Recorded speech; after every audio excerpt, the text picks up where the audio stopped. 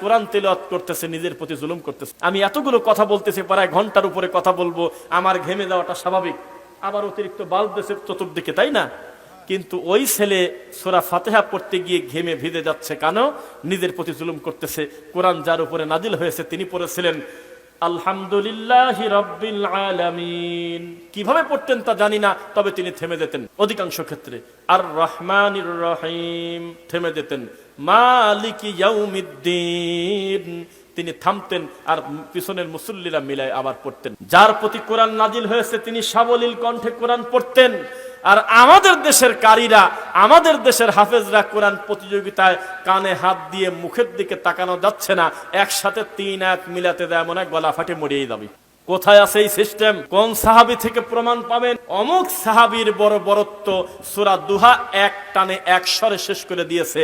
হাত তোলেন, আমি শুনবো, তার নাম শুনি। আমার নবী কবে সূরা শামস পড়েছে এক নিঃশ্বাসে? কেউ প্রমাণ দেন। সূরা ফাতিহা পড়েছে এক নিঃশ্বাসে, এমন কোন হাদিস এই দুনিয়াতে আছে আমার তা জানা নেই। সেখানে আমাদের দেশে সূরা ইখলাস আর ফালাক কানে হাত দিয়ে 5-6টা আয়াত একসঙ্গে পড়ে দিচ্ছে, মুখের দিক তাকানো যাচ্ছে না, এর নাম দিয়েছে কোরআন তেলাওয়াত প্রতিযোগিতা। সেই লোকটাকে যদি বলেন যে ঈমান ভঙ্গের কারণ কি জানে না, কিভাবে ওযু করতে হয় জানে না, ওযুর পরে ঘাড়ে এইভাবে টান দিয়ে বলতেছে যে এইভাবে করলে নবী বলেছেন তোমাদের ঘাড়ের রগটা ভালো থাকে। কোথায় আছে এই কথা লেখা? এখনো পর্যন্ত ওযু শেখে নাই, মুসাফা করতেছে এইভাবে তাকান আমার দিকে, বিশ্বজয়ী হাফেজ 2 হাত দিয়ে এইভাবে করে করে বুকে থাপড়াচ্ছে। এখনো পর্যন্ত হাত মিলানো জানে না, মুসাফা করতে জানে না, এটা একটা ইবাদত।